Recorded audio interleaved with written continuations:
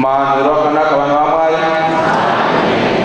Toda kutenda Mwari zvekare neusiku hwokupedzisira tiri pano. Toda kutenda Mwari wakatibatsira tichigone kuuya tichizogovana zvinobva pashoko rake. Musaneta, ndinoziva mune shamwari dzedu zhinji dziri muno vanotopotsa vawanda zvokuenzana nesu vakavakoka. Mwari ngaakuropafadzei, akuitire zvakanaka. Misangano yakadai icharamba ichiitwa kuronga kuita umwe wana mai nana baba wevechidiki. Musawana chinokumisai, ngatiuye tikumbane tose. Mwari akuropafadzei vagari vomutapa, Scott, Shambro Town. Mwari akuitire zvakanaka. Mangwana sokutaura kwaElda ndo zuva rakakwirira zvikuru romusangano wedu. Tinenge tiri pano kubva nenguva dza9 kusvika masikati. Tinenge tiri pano. Chimwe chavasina kutiudza ndechezvokudya mukoma. Regai tinzwe vachinyatsotaura kuti kuva izviri vose zvokudya zvavo zvagadzirwa. Saka tinokumbirisa musatiitira utsinye hwokuya nezvokudya zvenyu. Zvakafanana nokuti parufu vanhu vabika zvonzi mapedza kuviga mugopfuura nokumba, iwe ungogurira uchienda kumba kwako, vagozomadiyi madhiramu ezvokudya izvi. Saka tinotenda vaenzi vedu, ngatiuye tose pano, Mwari vatibatsire. Tichada kudana vaganyani zvekare setsika yedu kuti vambofamba nesu kwatakabva. Tine thimu yedu not be faithful unto death. Tine zvikonzero zvinokwana 7 kubva kutsamba yazvakazarurwa chapter 2 kubva pavhesi ya8. Tikabata zvikonzero izvozvo izvi zvinotita kuti tiwane simba rokutendeka kusvika parufu. Saka pari kuverenga vaganyani, munoziva tsika yedu zvatinoita kana tasvika pane chimwe chikonzero tinofanira kuchiverenga kutaridza kuti tichiri kuziva zvikonzero zvinoita kuti tirambe takatendeka kusvikira pakuguma. Revelation chapter 2 verse 8. Nyorera mutumwa wekereke iri pasimina uti, zvanzi naye wokutanga nowokupedzisira, wakanga afa akararamazve, ndinoziva. Vagona kanasi. All right. Verse 8. Nyorera mutumwa wekereke iri pasimina uti, zvanzi naye wokutanga nowokupedzisira, wakanga afa akararamazve, ndinoziva kutambudzika kwako noruoko rwako, koma open brackets. Vari kufamba chaizvo asi uri muvhumi close brackets. Oh yes. Nokutuka kwaivo vanoti tiri vaJudha vasi ivo chaivo, asi esinagoge raSatani. Usatya. Verse 10. Oh yes. Usatya izvo zvauchatambudzika nazvo. Tarira, dhiabhorosi oda kuisa vamwe venyu mutorongo kuti muidzwe, koma muchatambudzika mazuva ane 10. Uye wakatendeka kusvika parufu ndiko kupa upenyu, kokupa korona youpenyu. Amen. Ndoda kuti adzokore paseri pekoma, pamberi pekoma paya ndo pane chikonzero chedu chechinamba 6. Chechinamba 7 tinosangana nacho mangwana pano. Okay. Yes. Verse 10. Usatya izvo zvauchatambudzika nazvo. Yes. Tarira, dhiabhorosi oda kuisa vamwe venyu mutorongo kuti muidzwe, koma muchatambudzika mazuva ane 10. Uye wakatendeka kusvikira parufu ndiko kupa korona. Chikonzero chedu chatinofanira kutendera kusvika parufu. Chechi 6 chinoti icho muchatambudzika mazuva ane 10. Chikonzero chedu chinoti mazuva ako okutambudzika akaverengwa. Amen. Amen. Mazuva ako okutambudzika akadii? Ende Mwari vanotomaziva. Muchatambudzika mazuva 10 chete, kwete 5, kwete 12, but mangani 10. Kana 10 apera ndokupa korona. Regai tinamata. Baba vangu vari kudenga muzita raJesu, toda kutendai Baba nenyasha dzenyu, imi makatendeka, munoverenga simba redu, moona nguva yatingaiswa pasi pokuidzwa, munoona kuti nguva ikareba tingapabudi, asi munoziva simba riri matiri, munotipa miidzo yakafanira kugona kwokukunda kwedu. Kudzwai Baba, ma 10 days edu akasiyana, asi tipei kutiwira maari mugotipa korona yeupenyu, muzita raJesu. Amen. Bhaibheri riri kuti muchatambudzwa mazuva ane 10. Mwari vari kutarisa kutenda kweSimna, vachiona kuti kana vakadaritsa mazuva ane 10 vanogona kutorasikirwa neSimna yacho. Saka vari kuti kunewe Simna iwe, usaona sokuti zvanyanyisa, ndatogedza power yako. 10 days is enough for you to preserve your faith. Bhaibheri rinoti Mwari haatipi miidzo yatisingagoni kukunda. Tarirawo pamusoro pako pane sefaso yakaiswa naMwari. Hapana zvinokuwira somuidzo zvisina kusefewa nenyasha nezivo yaMwari.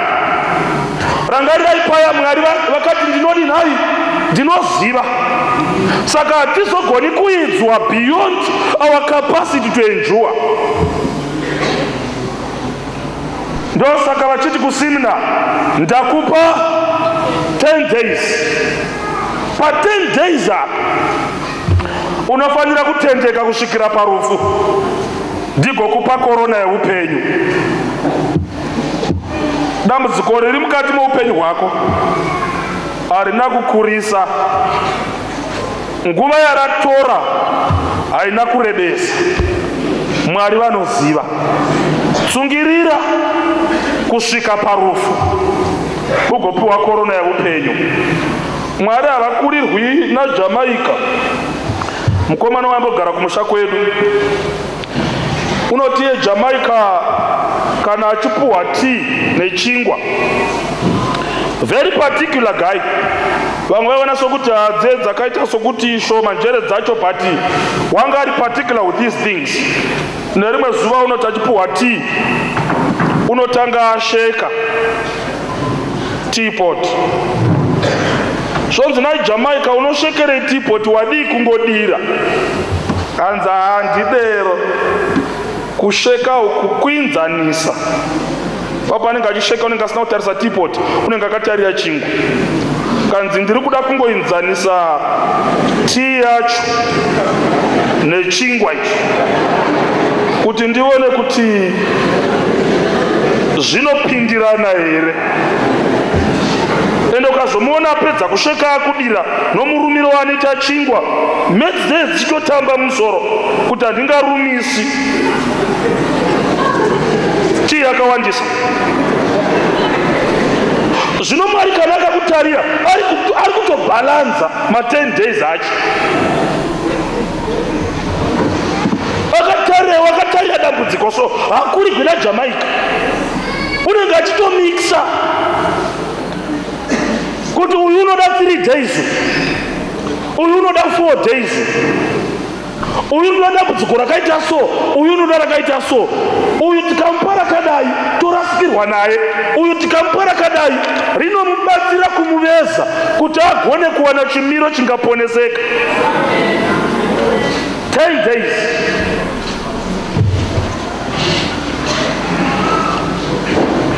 Vanoita zvesimbi, simbi dzose hadzipisiwi netemperature yakafanana. Aiwa, unotoziva type yesimbi iyi inobikwa nehiti yakawanda so, iyi inobikwa nehiti yakawanda so, kuitira kuti mugadziri wesimbi asarasikirwa nesimbi yake. 10 days. Toda kuti timbopinda mukati mebhaibheri timbosangana nomurume wakawanawo 10 days dzake, tione kuti wakapfuura mu10 days dzake sei. Vamwe vedu vatovamo ma10 days, vamwe vakuda kutoputsa chirongo vasvika izvezvi, idzo dzakuda kundopera vakutorasvikirwa nokutenda. Tsungirira dzakuda kutopera, vanotivo chirongo chinorema wodinai wosvika, it's darkest just before dawn. Ukawazonyanya kurwadza, rangarira kuti it's only for 10 days. Rangarira kuti it's only for 10 days. It's only for 10 days. And zvikurumidzisi hazvinonokesi. Vagalatiya 4:4 inotinza fullness of time. Wachi yaMwari haizi wachi yako. Chako iwe rambo wakamira, wakatendeka. yaMwari wachi ichitika, dambudziko rinosumudzwa, wopita pane imwe level. 10 days. 10 days. Ndosaka pamuviri vakuru vanoti zvikoni mimba ibvinei kana pamuviri pasati pakwana 9 months chero kahwisha hazvifambi kuzosvika nguva yaringana. In the fullness of time. Taide tabata varume vakawanda vakambopfuura nama 10 days avo vakaita sana Job, vakambopfuura nama 10 days. But regai titarise nyaya yemurandarume waMwari Job takambopfuura napo. Endei kutsamba ya 2 Samuel chapter 16 tindosangana nomurume unonzi David mambo. Unosanganawo nekapechi mukati meupenyu hwake, kapechi kaari kuidzwa. 10 days dzake dzaari kuidzwa. Dzimwe 10 days vana vamwene muri pano, tione vana vamwene dzinogona kuviya navaroora 10 days. Hadziviyi navaroora vose, dzinogona kuviya nouya wazororwa pasure mudoko. Pamakagamuchira varoora vamwe vose vanambokumwisai mapiritsi eBP, but uyu hei wavuya sechibayo panhivi dzenyu. Musarashika, mirai makasimba. Dzimwe 10 days vana baba dzinogona kuuya nana mai. Kana vapfuura nemi pa 10 days ukavabvunza kuti maimboita seiko paya, vanoti handitoziviwo. Izvo vanga vatumwa kuzopinza baba chikoro. Dzimwe vana mai dzinogona kuuya nana baba chaiko. Kana vapfuurawo kupinza chikoro votoshaya kuti ndaitei. 10 days. Pane dzimwe dzanorangarira 10 days dzakambopinzwa mbuya vangu. Vahirwa mumunda mavo, chibage chasvibira. Iya tsumo ya mbuya vangu vasinganyanyi kugara vachirima zvavo, but gore vanga varima. Tsumo yati gore rinoti masimbe mvura henai yakakona kuaplaya vanga varima. But mombe dzavamwe sekuru kwakuya dzapaza danga. Zviya zvokungopazawo danga risina kuvhakwa zvakanaka ndokuzovata mumunda mambuya vangu, ndokutsvaira chibage chose. Mangwanani unoziva kana chibage chako chaita, unoda kufarira kupota uchiinda kumunda. Sense vatora nature walk yavo kuti vandoona zviri chibage wanei iground, but muground makavata ng'ombe dzine ura hwakadini dzotodzeya zvadzo dziripo.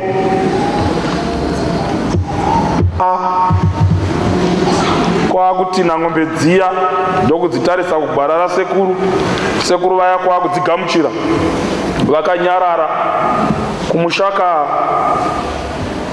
Vanofambawo netsika dzokuti kana wakanganisira munhu kudai unotsvaga munhu wokupotera undokumbira ruregerero. Handiti zvino mbuya vakamira, vachamira, hapana wakauya kuzopotera.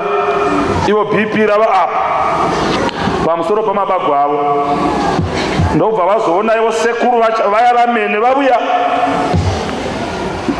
vachivavona vachiuya BP rinenge richiramba richikwira kuti vatouya vamene.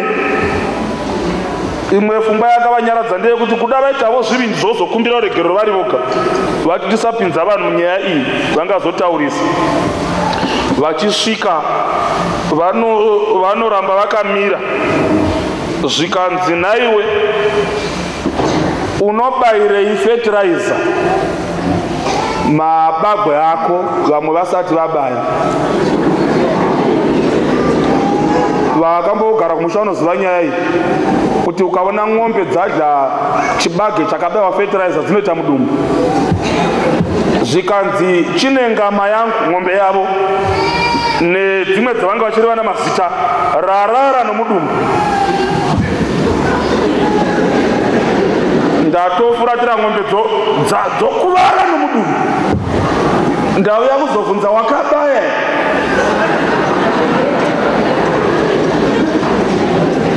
Unotoona kuti wapinzwa pa 10 days manje nehama yako chai.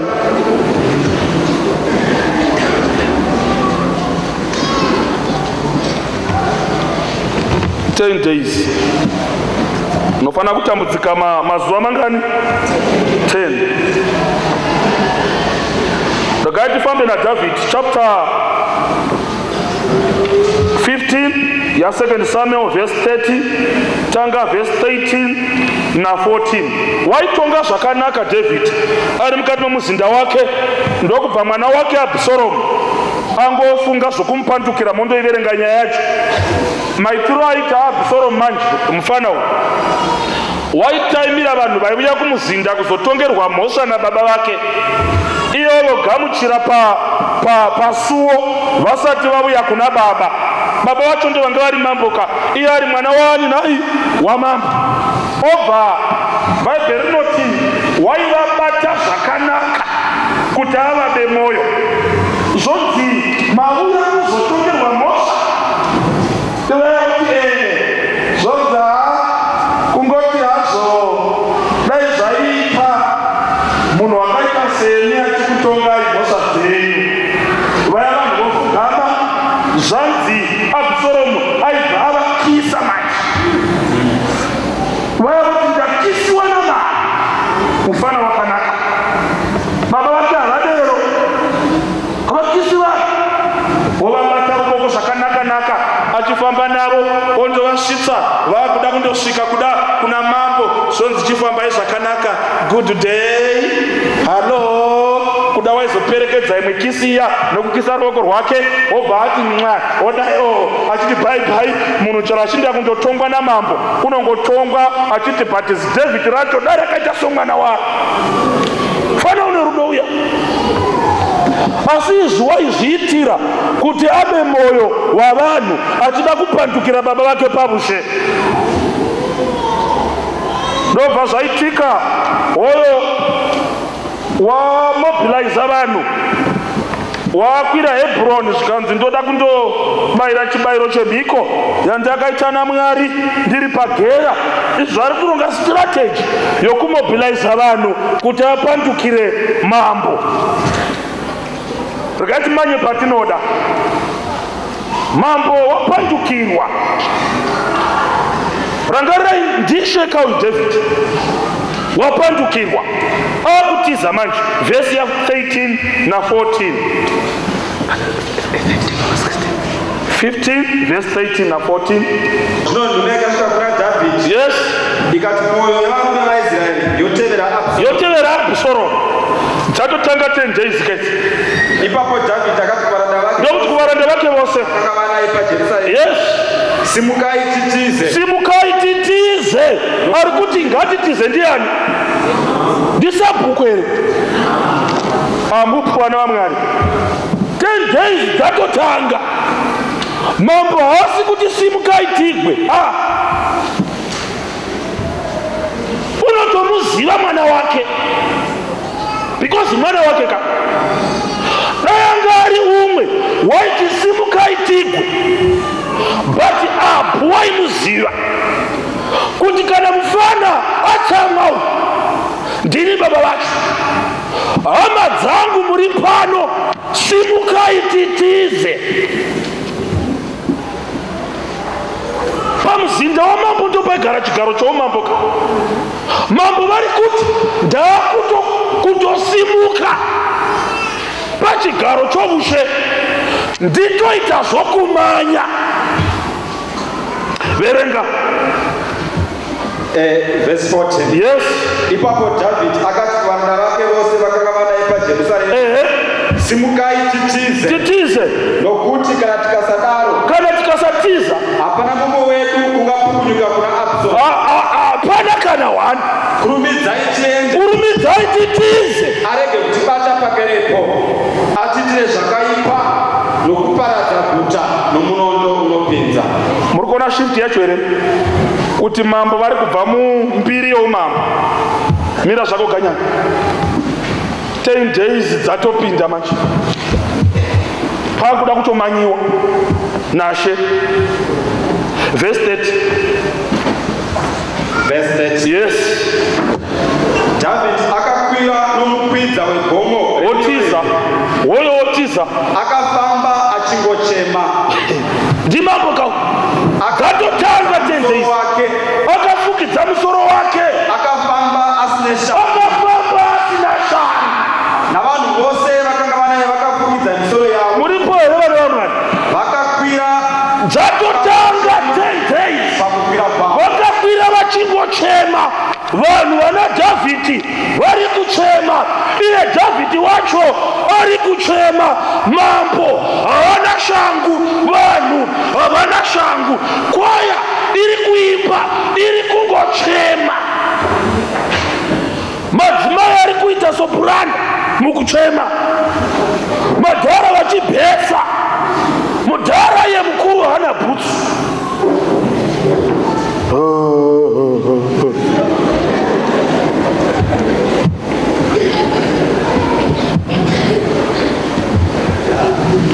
Watotanga rwendo.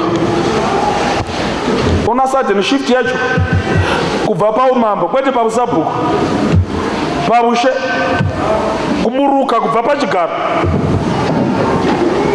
10 days dzinogona kutanga kutoburusa munhu chai wanga ari manager kundopfeka chikaki chapahwawa. Unoziva unoti wasungwa uchitarira vanokukomanisa uchizvibvunza kuti vanozviziva rafana kuti ndandiri ani.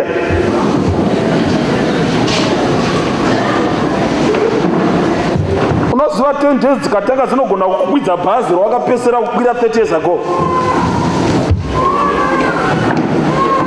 uchikumbigwa tiketi nakondakta uchiti handicharivoni, uchinza mudhara motamba here.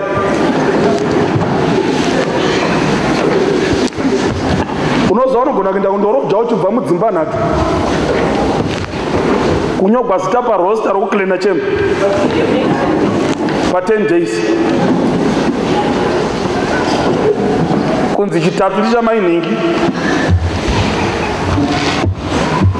Dzatotanga 10 days dzatangira David. Mwari ngaavongwe, dzakaverengwa. Dzakaverengwa, dzinofanira kuuya asi dzakaverengwa. 16 verse 5 tiri kufamba nejeri yaDhavidhi yokutiza 10 days dzake dzokutambudzika. Verenga ndokubva asvika pane imwe nzvimbo. verse 5. Verse 5 Zvino mambo David wakati asvika paBhaurimi, ndobva asvika pane imwe nzvimbo paBhaurimi within 10 days dzake. mumwe munhu weimba yaSauro wainzi Shimei, umwe munhu weimba yaSauro wainzi Shimei mwanakomana waGera akabudapo. ndokubva abuda. Akabuda akafamba achikotoka. Dhavhidhi ari kuinda kumusangano wamadzishere. Ari kuindepi? Ari kutiza mwana wani. Ndobva asvika pane chimwe chitownship chainzi Bhaurimi, chaimbosigadziriravo kuti mambo vari kumuya vachitomira-mira kugadzira migwagwa nokuvhara mapotiholo, but iko zvino havachina hanya naye manje. Pavari kumuona ndokubva chikomana chainzi Shimei, tenderei ndirote, ndiri kutomuona muhope dzangu Shimei. Zvanzi paakaona mambo achiuya, akabva paimba yake Shimei kuti andosangana namambo unotiza. Famba. Verse 5. Verse 5. Zvino mambo David wakati asvika paBhaurimi, mumwe munhu weimba yaSauro wainzi Shimei, mwanakomana waGera akabudapo. Chimbomira, ukaona pari kubuda munhu pachipfuura namambo ka unotarisira kuti ari kuda kubuda kuzochingamidza mambo, handiti? Unozwa kana 10 days dzakwana nezvaikusapota zvinogona kugwa newe. Pari kubuda chikomana Shimei chakachingidzira girauzi rinotowa, ndiri kuona kudero, rakabakwa noruoko bhati dzichibuda muchiimba chakarereka nenhendesure. Ahwa rusva gwamambo apa wanga ahwa kuti Abhusharomu wapanduka ndiwo vakuda kutonga, kanza hachina simba uyu, ndokubva abuda, ndokubva atanga kuita sei ganyani. Verse 6. Verse 6. Akabuda akafamba achingotuka. Akabuda akafamba achingotuka. Akaposhera David namambo. Ndokuposhera mambo. Hamupo vana vamwe. Navaranda vose vamambo. Ndokuposhera mambo navaranda vamambo nemabwe. Kwata nomusere. Zvino vanhu vose navarume vose vesimba vakanga vari kurudyi rwake nokuruboshwe rwake. Shimei ndokumbira paverenge ipapo. Varume vesimba vakanga vari kurudyi nokuruboshwe gwani gwaDhavhidhi. But Shimei unoramba achingotuka. Zvevarume vane simba havana basa nazvo, unongotuka mambo. Ende iye haana hondo Shimei, ari one. Hatina kuva mudzimai wake kana vana kana vemhuri yekwavo, wanga ari muBhenjamini. Waingova oga achituka mambo una mapurisa. Mapurisa ane pfuti, iye unotuka. Verenga ganyani. Verse 7. Shimei akatuka akati. Yes. Chibva. Iwe munhu weropa. Ishautinga. Iwe munhu wakaisoipa. Iwe munhu kwete wakaipa. Wakaisoipa. Jehovha wakadzosera pamusoro pako ropa rose reimba yaSauro. Yawakanga wakabata ushe pa Sauro wacho sekuru racho ndo raida kumuraya Dhavhidhi. Richida kumurayira anointing yake. Iwe wedzera zvekutuka Dhavhidhi wacho. Ari one. Musakanga vakuti varume vesimba vanga vari kurudyi nokuruboshwe gwani gwaDhavhidhi. Iye achingotuka. Verenga. Jehovha wakapa ushe muruoko rwaAbhusaromu mwanakomana wako. Tarira wabatwa nezvakaipa zvako. Nokuti uri munhu weropa. Uri munhu weropa iwe. Verse 9. Verse 9. Ipapo Abhishai mwanakomana waZeruya akati kuna mambo, imbwa iyi yakafa ingatuka seiko ishe wangu mambo? Nditenderei henyu ndiyamukire mhiri, ndimugure musoro. Mambo akati, ndine mhosva yeiko nemi? Chimbodzokera zvako, chimbodzokera ganyani. Vanhu vambotora epause tisati tapinda mukudzama kwenyaya iyi. Zviri kuita Shimei muri kuzviwisisa ini?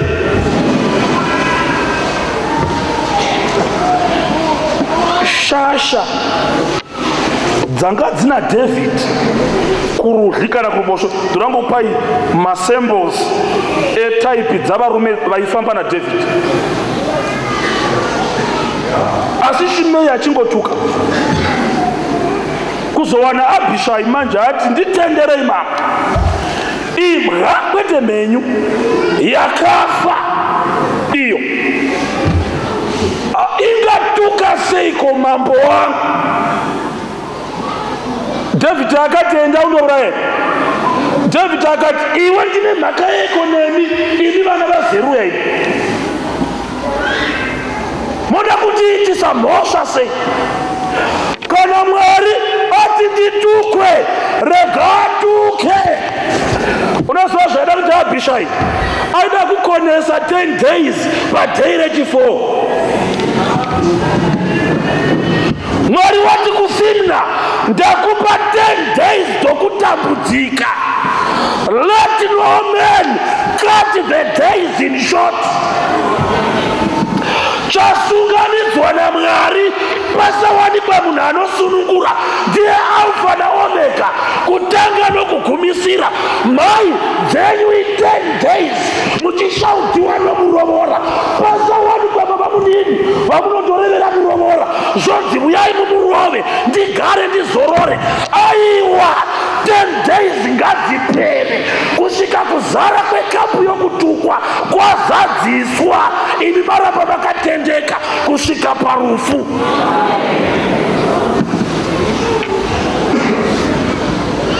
Ukaona munhu nokupachurira mapepa eMaths, iro exam paper rina mapeji 9, invigilator voti uri mwana womukoma wangu wokubvisira mamwe 2, so nchinyora asara havakudi. Rinofanira kunyorwa rose kana university ichifanira kuendewa.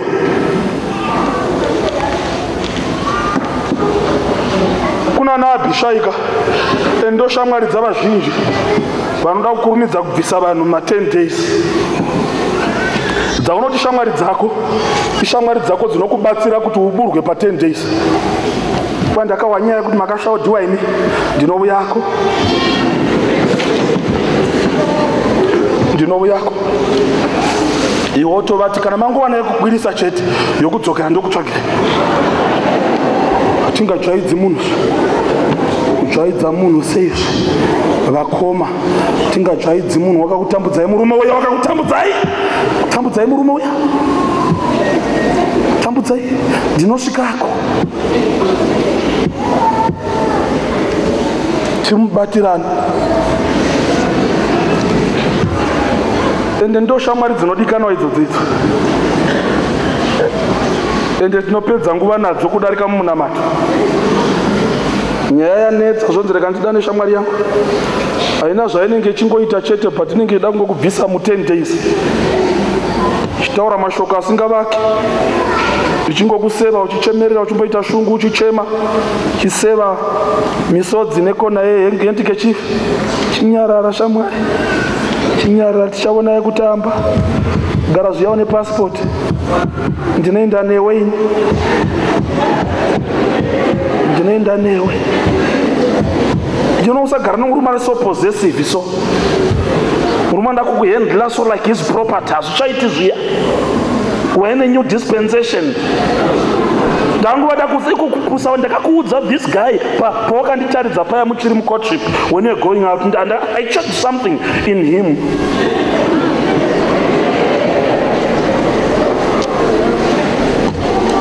Waingova nomukomana wako kureri uya, ndakatomuona futi akada kubvunza kuti mere aripi. Ndopomborega kuchema mbichana, how was he?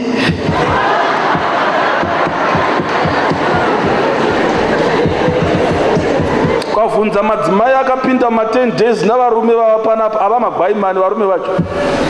Votori chero vakapaireta vakaenda Harare uko vakakwidza vanhu, vanotouya nedhora racho rakadambuka, akaonzanyanyisa iko zvino, vaimboramba kuuya nemari kumba. Dzimai ndazokwidza vamwe wandipa dhora rakadambuka iri amene kuti rimwe racho ndabhadhara tollgate, ndazotenga sadza re$2, $2 ndapa bofu, iyi ndo yasara.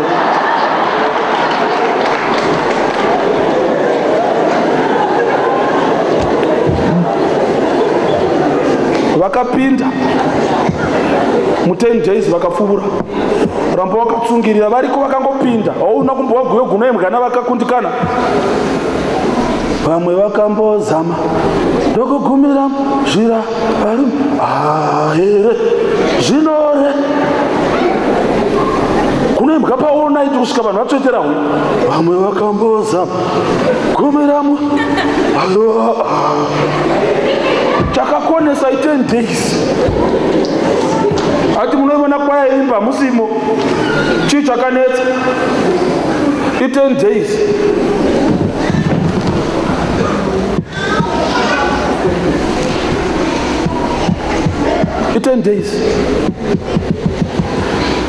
David wadzipinda manje akati iwe Abishai iwe siyana neni usandibura ukahwira sikonzi urombo kuti ratsva rino ukaribvisa hariti sikonzi haritengwi rinoruza value rega ririmo kusvika ringi yeovheni yarira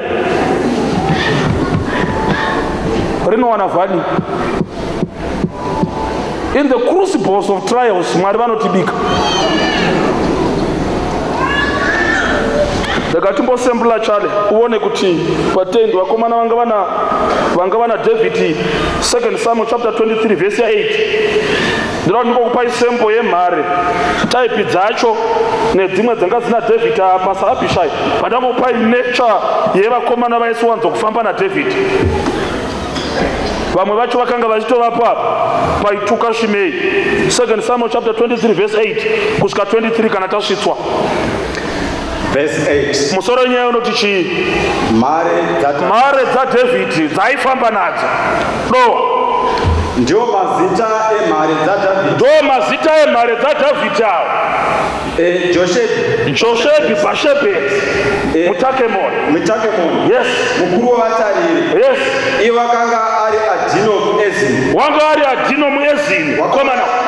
Wakauraya vanhu vana mazana masere nenguva imwe. Wakauraya vanhu vana mazana mangani? Vangani? 800 nenguva 1. Ari 1. Ndo machinda aifamba padhuze naDavid pakamuka Shimei.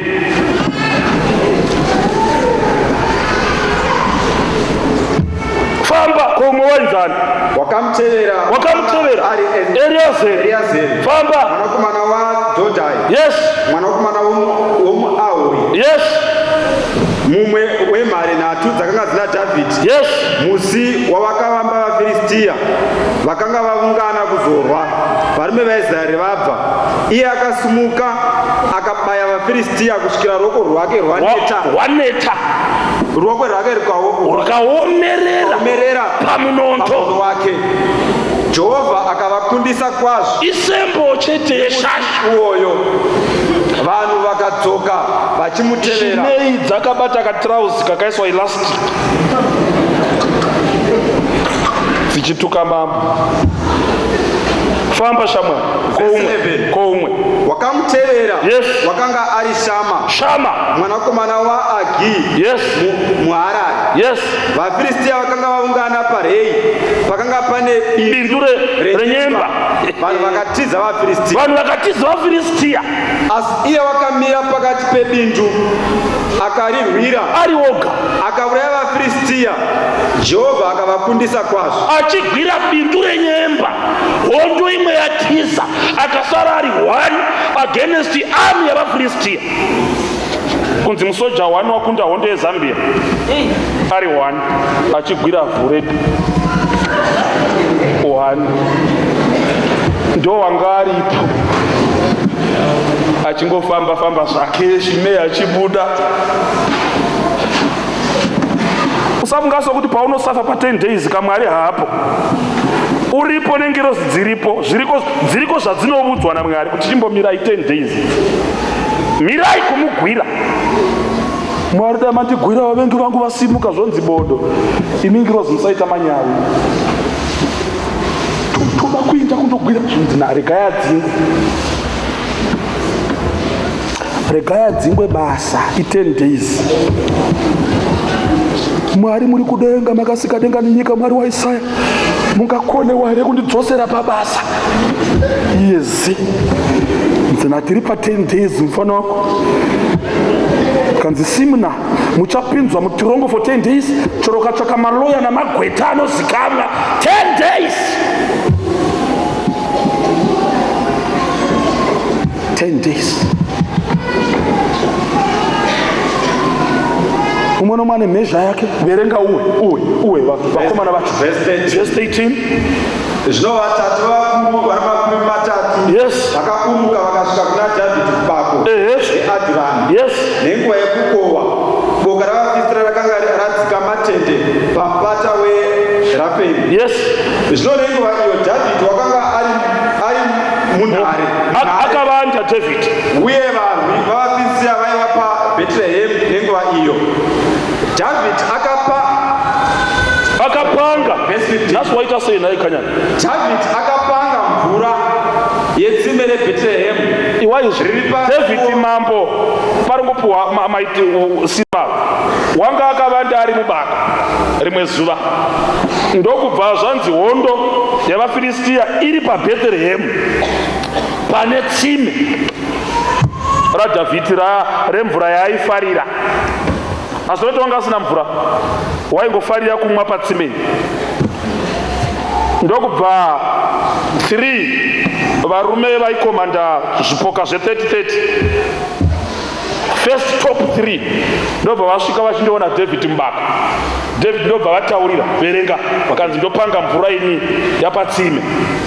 Ichatangira pa 15. David akapanga akati, haiwa dai mumwe achitipa mvura yetsime reBheterehemu riri pasuo ndimwe. Ipapo mhare idzo 3 pasuo payacho pakatokemba vaFiristia vakakomba patsime. Varume 3 manje, mhare dzaDhavid, 3 men ndobva vatatumwa namambo kundochera mvura. 3 men, ami yose yenyika yose yakaungana yakakomba tsime racho. 3 men paindokupasanura. Ipapo nhare idzo 3 dzakapasanura pakati pehondo dzavaFiristia vakandoteka mvura patsime reBheterehemu riri pasuo, vakaitora vakauya nayo kuna Dhavhidhi. Asiya wakaramba kuinwa akaiduririra kuna Jehovha. Akati handingamwi mvura yeropa iyi. Akati haisva Jehovha, handingaiti chinhu ichi. Ndingana ropa ravarume ava vakaenda vasingarangariri upenyu hwavo. Naizvozvo akaramba kuimwa. Ndizvo zvakaitwa nenhare idzi. Ndiri kupa isembo yavarume. Havasi kunzi pamba apo pane mhuka dzinopenga voti tipe magamboots. Ayo zviri kunzi pane hondo yose yeSouth Africa, but mambo vapanga mvura yomuna Zambezi, yomuna Limpopo, voti aregai tinde todzoka nayo, musamwa imwe. Ndo vanga vakakomba, ndo chikwata chachakakomba David. Safu wakafunga kuti kuposhera kwaShimei kuona kushaya protection kwa David. Aiwa, verenga chana. Verse 18. Abishai munun'una waJoabu, mwanakomana waZeruya, wakanga ari mukuru wavatatu avo. Ndiye wakasimudza pfumo rake akarwa navanhu vana 300. Abishai akavauraya. Mukadzokera kuya ndiuya Abishai wokuti kuna David, ko mhwa yakafa nditenderei ndindoigura musoro. Ndiye ari kunzi wanga ari the best among the top 3. Wakauraya varume vane simba, the best veimwe army 301. Verenga Verse 19. Iye wakarumbidza zvikuru pakati pavatatu avo. Famba. Naizvozvo akaitwa mukuru wavo. Asi haana kuenzana navatatu vokutanga. Famba. Bhenaya mwanakomana waJoadha, mwanakomana wemhare. Iwaisembo idzi. yeKabhezeri wakanga aita mabasa makuru. Iye wakauraya vanakomana 2 vaArieri waMoabhu akandouraya voshumba mukati mehuzha muchando yechando. Akauraya muIjipita, murume wakanga akanaka. muIjipita uyu wakanga akabata pfumo muruoko rwake, asi wakaburukira kwaari asida akabata tsvimbo pfumo muIjipita, murikuwaire akamuuraya nepfumo rake iro. ndo pari kubuda Shimeya.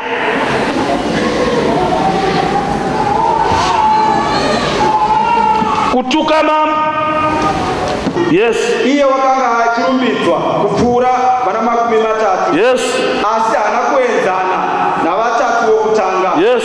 David akamuita mutariri wavarindi vake. Yes. ndoda kuti muone fungwai vana vaMwari. Pa 10 days dzako hapana unokugwira. Hapana unokugwira. Pa 10 days dzako hapana unokugwira. Dzinofanira kupedzwa utendeke kusvikira parufu. Nyasha dzaMwari pa 10 days dzinokubatsira kutsungirira kuchengeta karekta yekururama chete. Hadzibvisi mutuki muupenyu hwako, dzinoita kuti mutukwi apfeke chimiro chaKristu achitukwa. Hadzibvisi mutuki, hadzibvisi zvinonetsa ngirozi, zvinonetsa zviripo. Tsungirira kusvika parufu. Matthew chapter 26 verse 39. Matthew chapter 26 verse 39. Verse 39. Yes. Akapfuurira mberi zvishomanene. Ndi Jesu akawira pasi pechiso chake akanyengetera achiti, Baba vangu, kana zvichibvira mukombe uyu ngaupfuure. Kunyange zvakadaro kurege kuva kuda kwangu asi kuda kwenyu. Jesu haana kuzofa here, haana kufa, but zvakasvika pakumuomera apfuura pa 10 days dzake. Akati Mwari, kana zvichibvira mukombe uyu ngaupfuurewo. Baba vakati, aiwa kamwana wangu, it's only for 10 days. It's Thursday or Friday, but takamirira Sunday, the day of resurrection. Usati betreya. Makambokuza mumanyi wokwenyu here muri kuchikoro ino, muchiona akupera simba, akukavhirirwa gepi nevari kumasure, unoita seuchaitawo kukakata, muchimukuza kuti manya. Tatine wedu wainzi wages. Waimanya nejuice. Achasi kuti wainzi wejuice here kana wages, wamati wages. I remember one day wejuice apindira vanhu, but papa nechimwevo chikomana chaimanya chichiuya. Taimanya naye tiri padivi. Amene zvinhu zvinoitika kuti kana uri padivi unomanya kudarika vari mutireki, but ukapinzwamo hauvapindiri. Tichikuza kuti aiwaka, come on, tambo yava pedo, shingirira undofenda warova tambo. Jesu wotosvika abva kwese uku papa mazuva okupedzisira kuti achisvika pamuchinjikwa asimudze akwevere vazhinji kwaari, but mukombe wanga orema. Zvikanzi baba, kana zvichibvira mukombe wanga upfuure. Kanzi no, mwana wangu, Mwari vakatumira ngerozi kundomukurudzira, akarova tambo pa 10 days. Shamwari, usawanikwa zvinokukuunisa. Endure your 10 days. Kwenda pana Luke chapter 9 verse 54. Vadzidzi havana kuzvitambira. 9 verse 54. Kanzi vaSamaria vanoitirei Mwari kudai. 9 verse 54.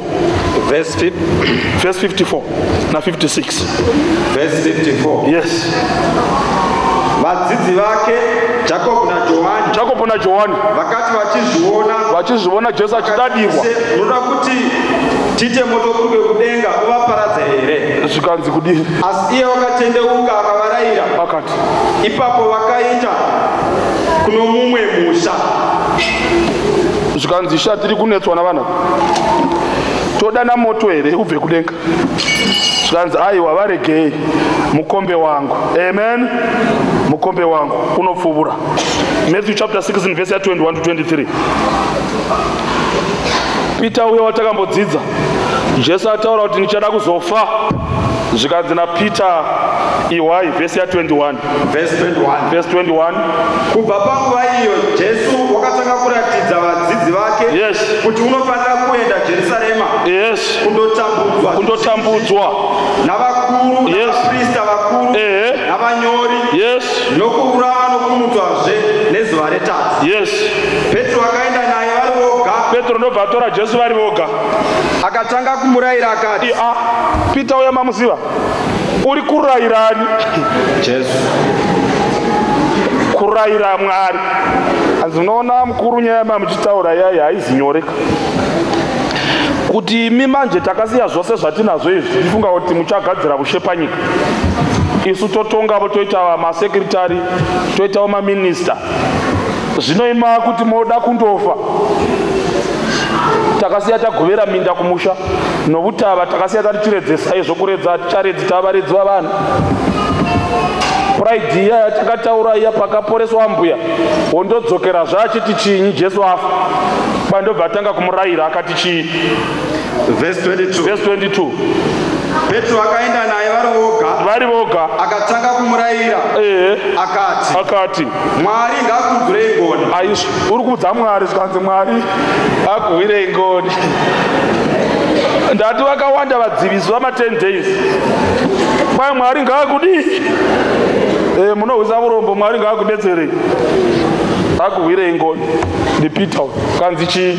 Mwari ngaakunzwirei ngoni Ishe hamungaitirwi izvozvo zve10 days zvokutambudzika. Asi wakatendeuka akatsvuka Petro. Ibva sure kwangu Satani. Uri chigumbuso kwandiri. Nokuti haurangariri zvinhu zvaMwari asi zvinhu zvavanhu.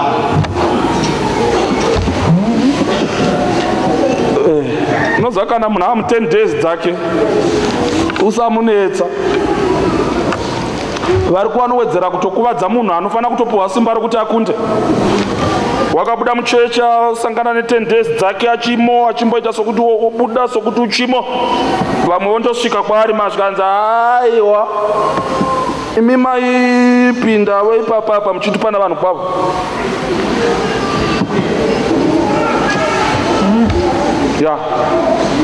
Ima musina yenyu chechi yamakabva nayo kumusha kwenyu. Sinongoipinda ndiyo yedu yatakakurira. Hatichina option.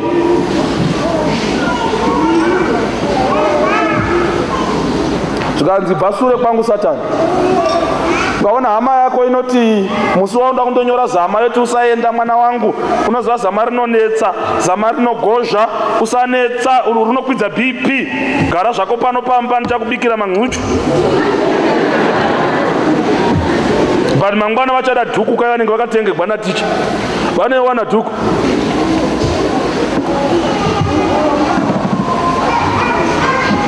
Famba ganyana.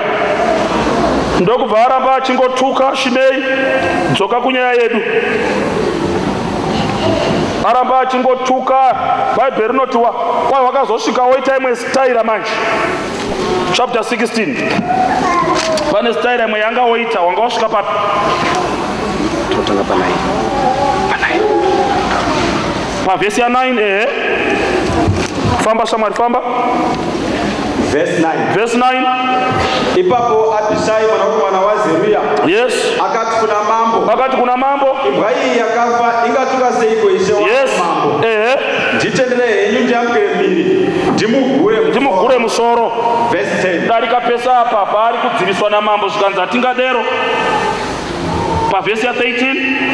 Verse 18. Zvino David naizvo David navanhu vake vakaramba vachifamba nenzira.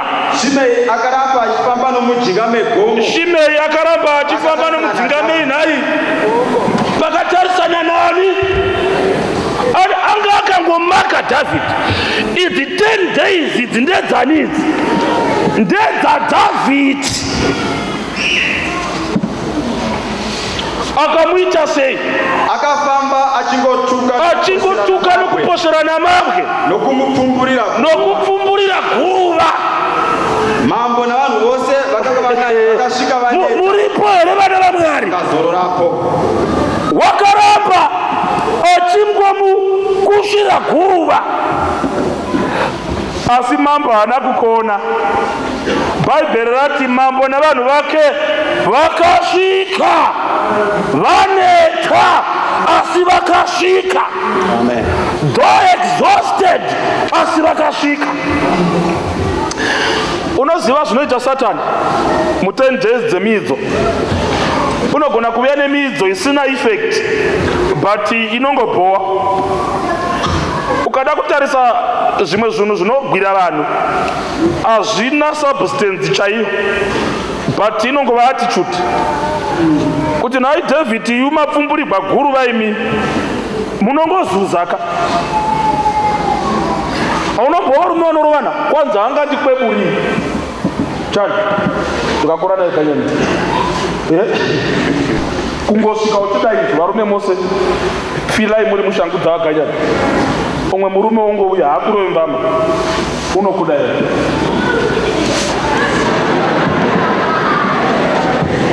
Varume muripo here? Unoti wagonyeri chii kana kudai?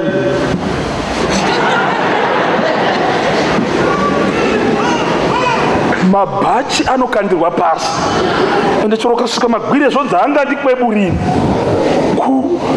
kundi papo unenge atova muchitokisi kuti achikombeya chitokisi nezvaaitwa dai angonyarara akachedza akafamba akaita pamunenge asina mazino. Inoziva Bhaibheri kuti vakaramba, Bhaibheri rati vakaramba vachingofamba havo. Amen. Amen. Havo inotaridza kuti vanga vasina hanya nazvo, vanga vane hanya nekwavaenda. Amen. Ende muvengi unozvigona izvozvo, kutumira zvinodisturba panzira zvinokandwa so. Ukasava focused so waenda kundodzura nzungu unovirigwa wava muchitokisi.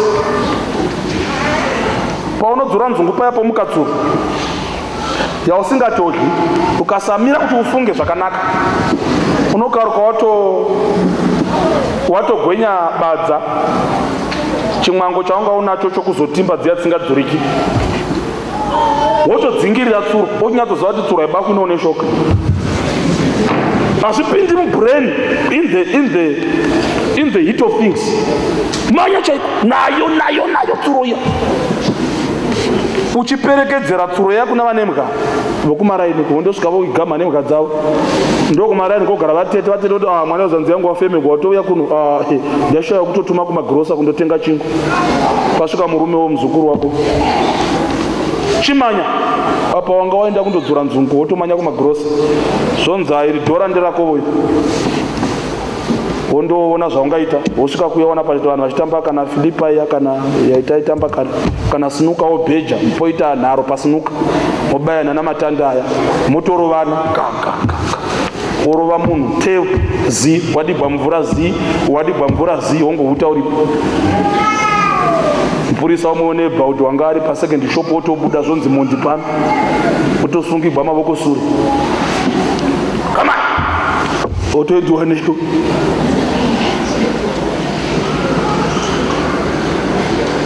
Uya unongodigwa mvura wanga achizvigwarira zvasangana nechibhakira chako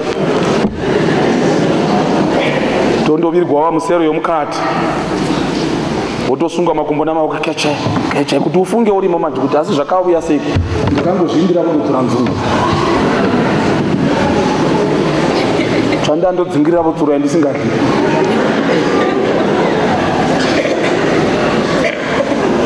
Chandandogwenera mupini ndozvakaziva mukomana David akati pangu kudenga ini ndine direction yangu. Amen. Ndikada kudzingana naShimeya vanondikonesa. Ziva zvawakavinga famba unosvika, zvanzi vakasvika. An interesting part yandisingadi kuvhara musati manzwa heyi iri pano. 2 Samuel chapter 9 verse 16 to 23. Hondo yaAbhusaromu yakazopera manje. David akuchidzokera kuJerusarema kwakambotiza kuya. Chinzwai manje, chinzwai zvakaitika. 2 Samuel chapter 19 verse 16 to 23. Verse 16. Yes. Zvino Shimei mwanakomana waGera muBhenjamini. Mambo akudzokera manje. Tiripoerera Mwari. Zvagadzikwa akudzokera kumambo kwake kwakambotiza kuya. 10 days dzadini hai dzapera. Asi adzipedza nokururama. Mavoko yake haana ropa romunhu. Chiwa manje akudzokera manje kumambo wake manje. Nyuzi dzatofamba muJerusarema kuti madzimai andogamuchira mambo kundege dai mazuva ano. Mambo odzoka, vaya vanga vachimbomanya naAbhusaromu vonyara. Ishe chaiye wadinai wavuya chiwa. Vanhu vari kuronga mapoka okundogamuchira mambo, okundotambira mambo, okundoimbira mambo, vachironga vari kunzvimbo dzavo kumawadhi avo. Chiwa kune imwe wadhi manje, chiwa. Verse 16. Zvino Shimei mwanakomana waGera uya wakutuka muBhenjamini wakanga agere Bhaurimi. Bhaibheri riri kudzokora madetails ese kuti muzive kuti ndose muShimei, hakuzi kufanana kwamazita. Ndokubva aita sei Shimei? Wakakurumidza akaburuka navarume vaJudha kuindepi? Kundosangana namambo David. Kuti agomutuka iye waiva navarume vaBhenjamini vane churu chimwe dzakatungamira nawo 1000 men kundotuka David here. Famba naZibha muranda weimba yaSauro navanakomana vake vane 15 navaranda vake vana 20. Famba gaya ivo vakayambuka Jorodhani maybe kwakazara. Iye achitokuza Shimei akati varume choro kwakazara toyambuka. Zviri nani kufa dzani kugara kumhiri kuno ndode kuinda kuna mambo kundotuka here. Famba igwa rikaenda kundoyambusa veimba yamambo nokuita sezvavaida. Ipapo Shimei mwanakomana waGera unodzokorogwa Shimei mwanakomana waGera akazviwisira pasi ndokuzviwisira pasi pamberi pamambo. iye akayambuka Jorodhani. Ndobva tichi verse 19 akati kuna mambo ishe wangu ngaarege kundipa mhaka. Regai henyu kurangarira kutadza kwomuranda wenyu Riya rokubuda kwashe wangu paJerusarema. Mambo ake ngaarege kurangarira izvozvo pamwoyo pake, nokuti muranda wenyu unoziva kuti ndakatadza. Naizvozvo tarirai nhasi ndauya ndichikurumidza ndichitangira vose veimba yaJosefu. ndakaburuka nashe wangu. Shimei zvadiwa usavenga vanhu iwe vakangotumwawo. Kanzi ndatotanga kuuya zvako. Maturusi munyaya yako ye10 days ingoti manager yangu wanga kandimaka muregerere. Zvigumbuzo zvinouya navanhu. Dzatosvika Shimei pana mambo zvikanzi ndindatangira vose. Amaona ndiri number 1 pamvura paya ndangonyurira ndikauya ndati zviri nani kufa mambo dzatofuga maso. Murovora uya mhai hana mhaka wakangotumwa kuzoedza kutenda kwenyu chete kuti angokupinzai pa10 days kuti avone kana muchitsungirira kusvika parufu chete. Usavimba mvura kana yakagara muchigubhu kaya yakangogara zvakanaka apa. Mvura yakasviba yakagara zvakanaka inogona kutomwiwa kamukagona kuimaneja pakubata. Usazomwisa chigubhu iwo chine svina pasi. Unochitevura zvakanaka naka kwete nokwakareba kuya nekusaidiswa. Inomwika ikasagwarisa vanhu musasheka musasheka. Mwari vari kuti mukristu hazi mukristu achimanajewa. We don't want to practice demon management. Demon ukarimaneja zvakanaka rikwanisa kutokuimbira mukwaya. Kana mukavona vatsamwa vodai uso chiregai kutaurisa chivatore minde pazvi momondovangarisa pamumvuri vachiti mozovadzosa voimba soprano yavo. Soprano vanayo but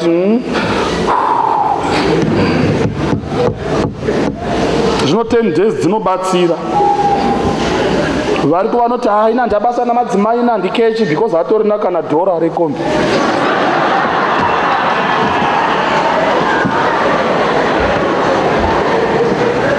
Hakuzikururama iko. Ina ndimboendi kun'anga ina aiwa chimbogwarigwa nomwana tizvione. Mwana chirezuka sebhabricam chibata chirezuka posvika mumudhara wendebvu nezidanda romushenjero achiti ndatozviona izvi ndaona gomba hazvinetsi mai tione mukasa tichingoitai chikuru muchinamata henyu chero bhaibheri musina.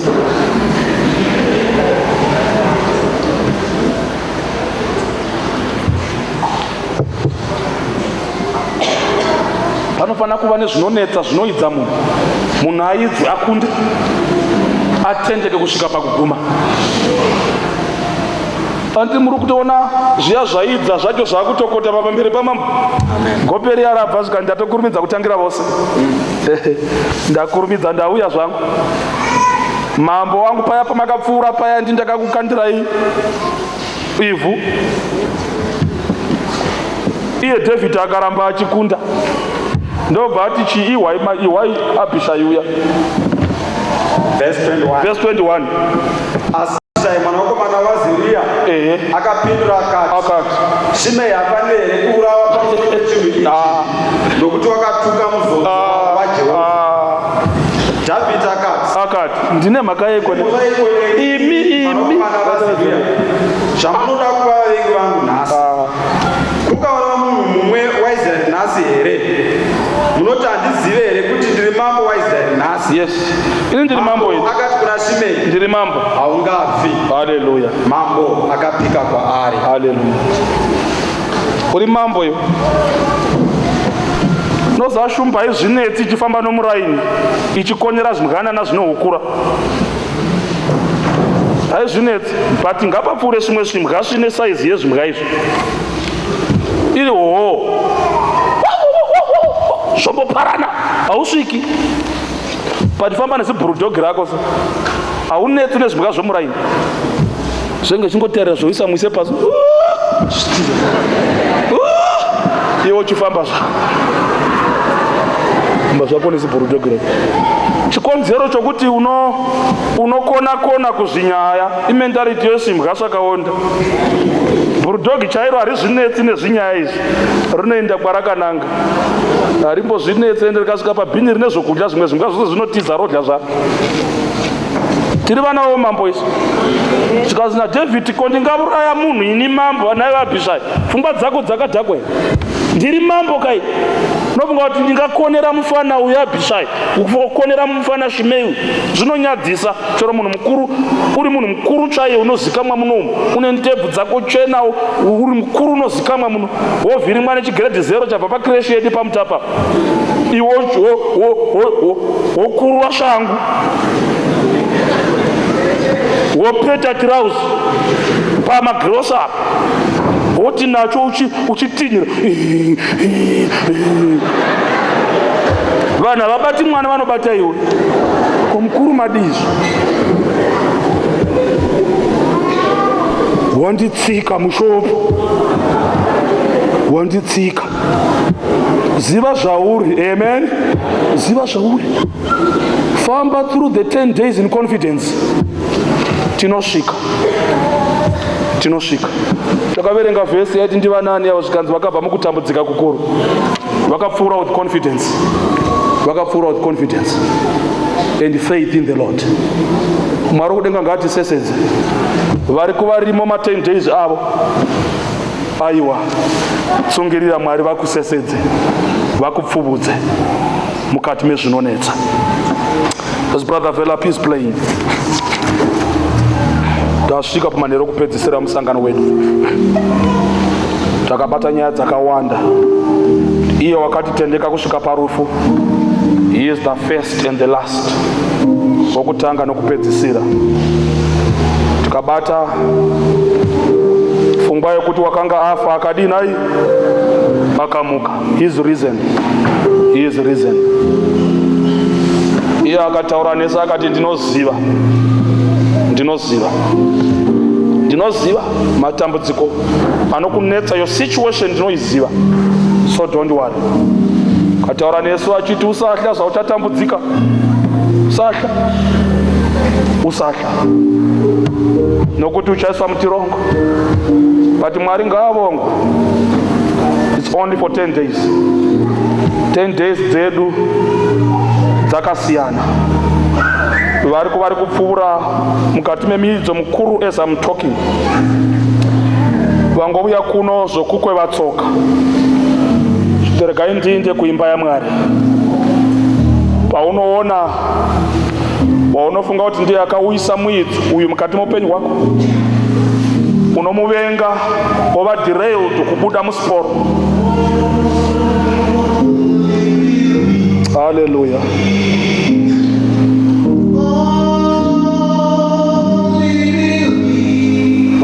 Come on, VJ.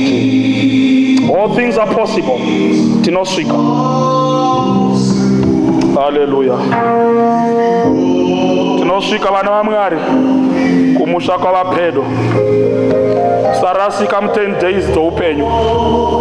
Amwe 10 days dzakazara nourwere, dzavamwe dzakazara nokurambwa, dzavamwe dzakazara nezvuru zvakakombwa namakuva. All things are possible.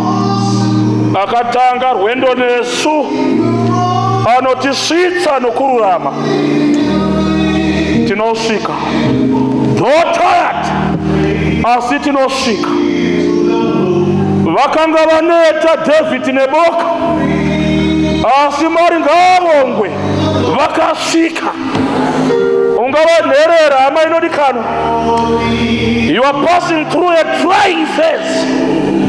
Uri muruoko rwama-step parents, uri muruoko rwana baba munini vasina hanya.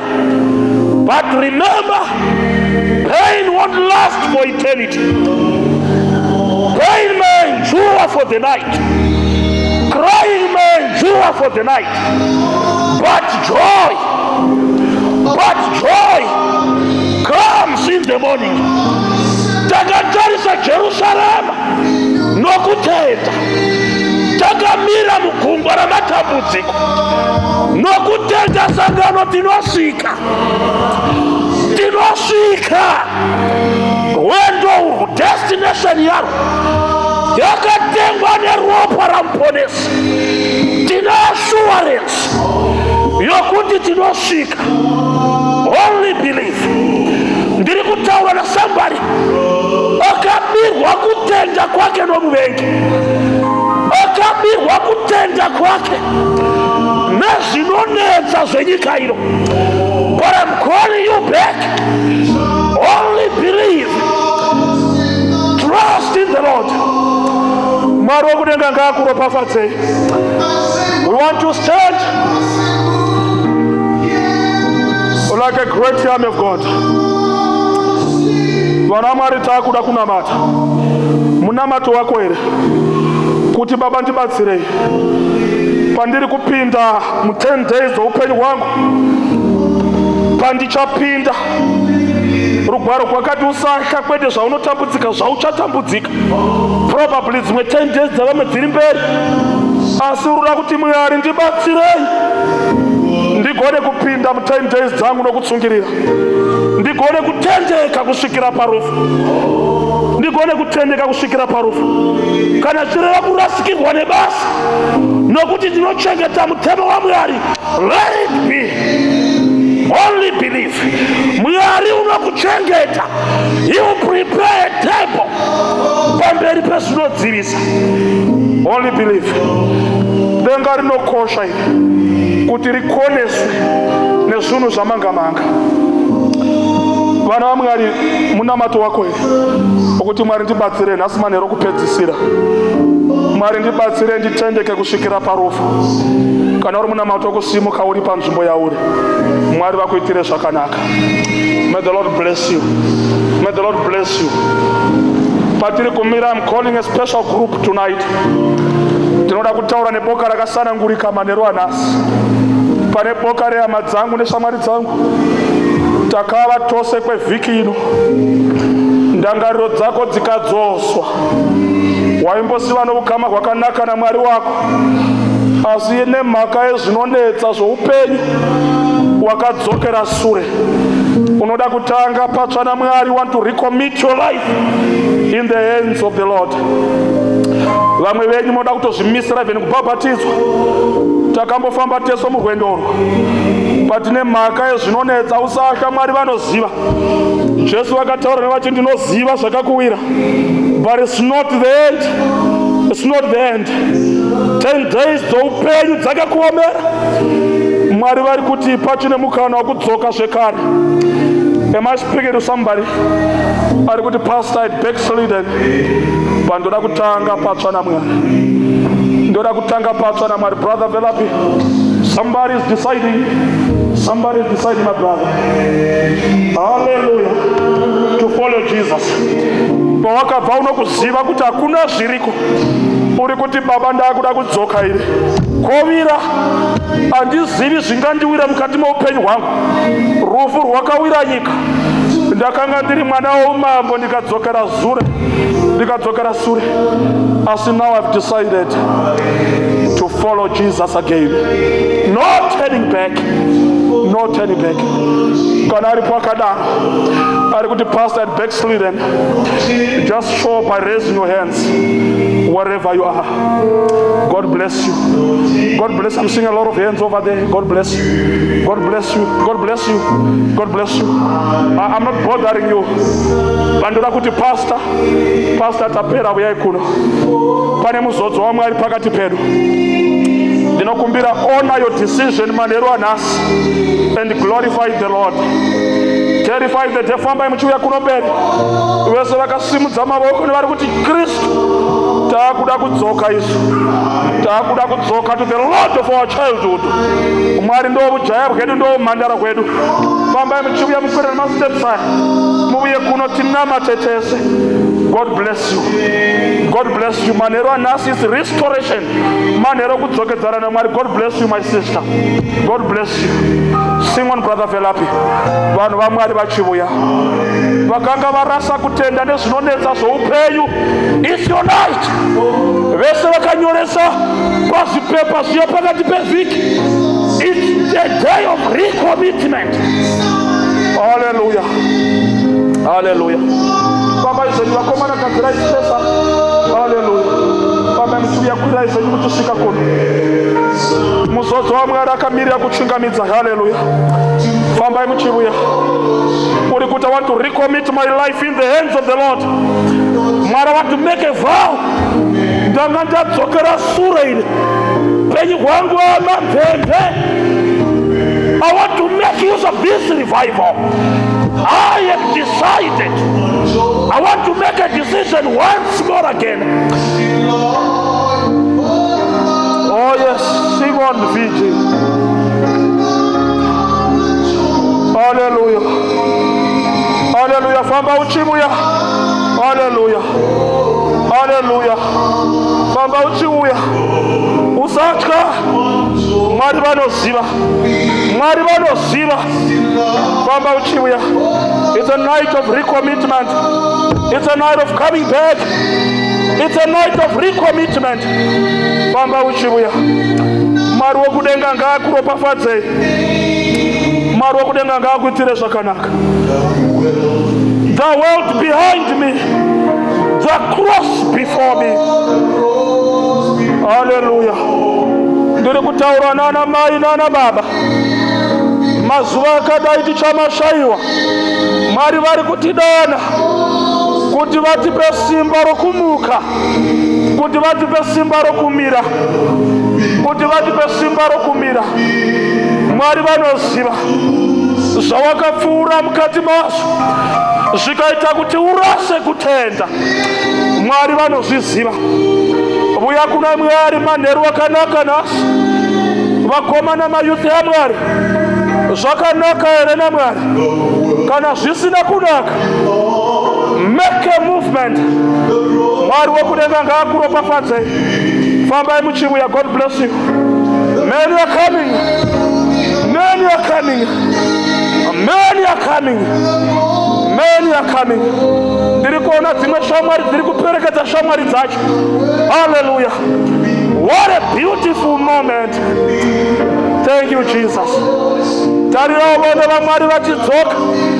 Kana waifunga kuti vakaenda chose, tarira vone Mwari haarasikirwi nevake. Hakuna anopukunyuka munyasha. Tarira vone vaMwari vachiuya. Mwari haazoregi vake vachirashika somufudze wenyika. Tarira vone vachitanhabuka. Tarira vone vachiuya one. Mwari wokudenga ngaakuropafadzei. Mwari wokudenga ngaakuropafadzei. Shut them out. Ndati gweru hazviiti. Vokuponeswa ndio vokuponeswa. Musangano uno is not in vain. Mwari ari kudzosa vake vakanga vaenda. Vamwe vanga vabiwa nedoro. Vamwe vanga vabiwa nepanje. Vamwe vanga vabiwa nevaprofita venhema. Vamwe nepono. Vamwe nokutoneta pamweya. Mwari wokudenga ngaavongwe. Vamwe vanga vasati vachauya kuchechi. Vakavora moyo. Vakateverera vaprofita venhema. Bati manheru anasi. Mwari vari kudana vavo kumusha. Hallelujah. Hallelujah. Vamwe vari kurangarira vachiri vana vachinamata vari kulowa gwero. Shamwari takangokumirira. Ukauya muno ukavanda. Nasi manheru ako akanaka. It's a night of restoration. Funga Mwari woujaya hwako. Mwari womhandara hwakuchengeta kusvika pano. Mwari wokudenga ngaavongwe. Mwari wokudenga ngaavongwe. There's somebody over there. Sing on, Brother VG. Somebody. Famba uchiuya and recommit your life. And I know most of them who are here. Vari kuti kunyange Satan achiramba. Taakuda kutanga patsva even through baptism. Famba uchiuya. Famba uchiuya. Famba uchiuya. Tiri kuramba richikoka. Hallelujah. Is there anybody here who loves my Jesus? Who loves my Jesus? Tiri kudana nengo dzesangano. Hatina kudamwa kuzokera bhora. Masoka star mumechi ndi Jesu neropa rake. Isu tose tiri vaponesu, hatizi vaponesi. Panga wanika umwe pakati penyu anoti murwendo rwekuenda kudenga. Pastor, I'm a wounded soldier. I'm a wounded soldier. Mwari vakasandibatsira simba rangu rinopera. I want the restoration. Famba uchiuya. Uri kuti tengi rangu rokutenda rakuda refueling. Makwidza andiri kuona upenyu. Kana Mwari mukasandibatsira handingamakundi. Just come. Just come. Famba uchiuya kuno izvezvi. Uri kuti Mwari refuel my tank. Ndiri kutozvinzwa ini kuti Baba, I need more power. God bless you. God bless you. God bless you. Unotozvifila kuti kwandakuenda ndoda rimwe simba. I need extra power. I need extra power. Simba ranga riri mukati mangu pane zvakarinda. I need extra power. Famba uchiuya. Tina matetese. Uri kuti Mwari pane masainisi mukati meupenyu hwangu akuti ndanga ndopera simba. Zviedza zvangu zvanga zowa. My lights were dimming low. But Mwari, I want to catch the fire. I want to ignite. I want to ignite. Ndanga ndakuwa. I was growing dim in my faith. I want to be real. reignited. Mwenje wakutenda kwangu wangaowiswa, ndanga ndisisina power, but I want a reignition. Come to Jesus. Come to Jesus. Come to Jesus. Uri kuti Baba mukandirega ini kundibata ruoko ndinotonyura, hazvitori vhiki mbiri kana nacho.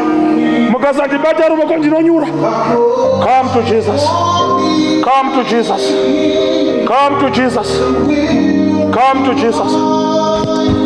Inokumbira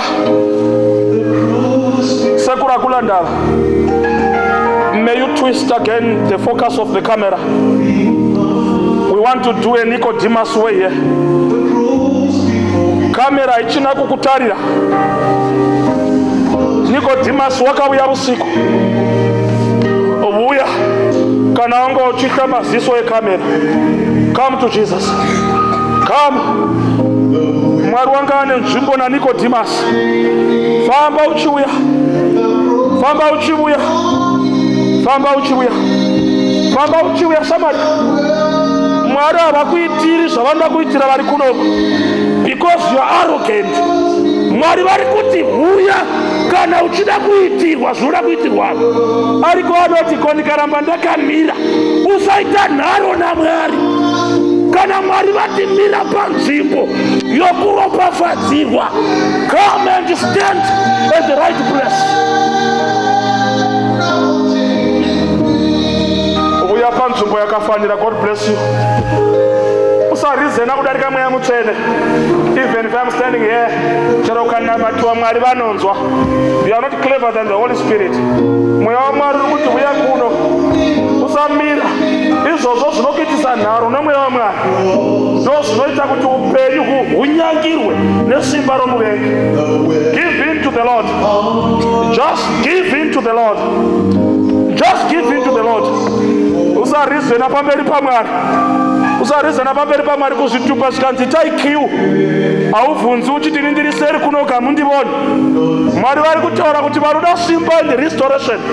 Your place is up front. Uya panzvimbo yakafanira. Uya panzvimbo yakafanira, vakadzokera sure. Vanoda reignition. Fambai muchiuya mumire panzvimbo yakafanira. Mwari wokudenga ngaakuropafadzei. Mwari wokudenga ngaakuropafadzei.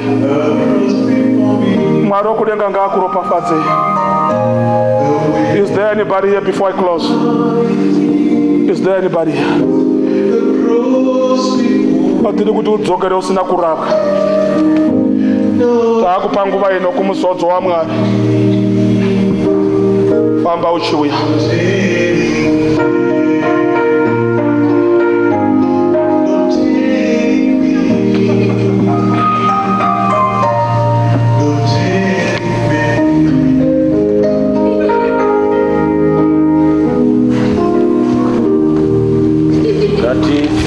Tinamate.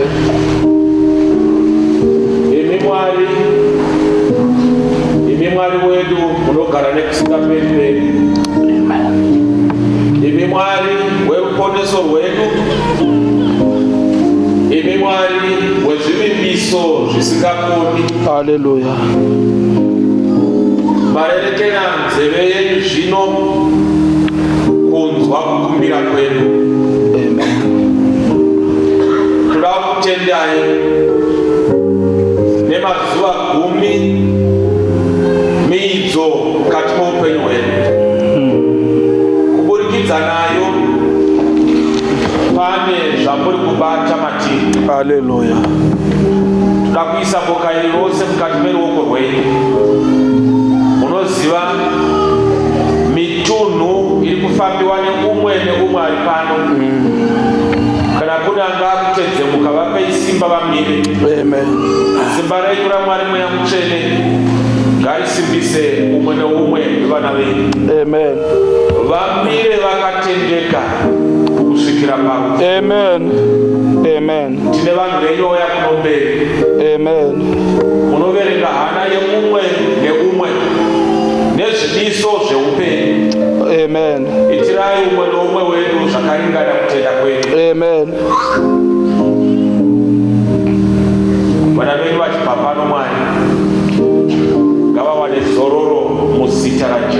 Amen. muvengi ngaatambe mukati mw'upenyu. Amen. Basimbisei bamire ddagala pakuwonekwa kwenu. Amen. Tirangalireyo n'ekipiwa ky'envula y'okupenzera Amen. Amen. terumaziba akyo kyayiwo mwali. Chokwadi. Rangalira isangano lye. Amen. Gaine district lino. Amen. Gole lino libe golere kino kikulu. Amen. Kiwona kubata mwalimu ya mcheni. Amen. Rangalira enfundizo amashanisa bawenzere isimba musoro pesimba. Amen. Jere pamusoro penjere batungamirire sangano. Amen. Neneko imwe neimwe ngayo papatwine. Amen. Kuba ichida kunopera tichengetedzei kurutivi rwachaponeswa. Amen. Ndokunamata kwedu muzita raJesu muponesi wedu. Amen.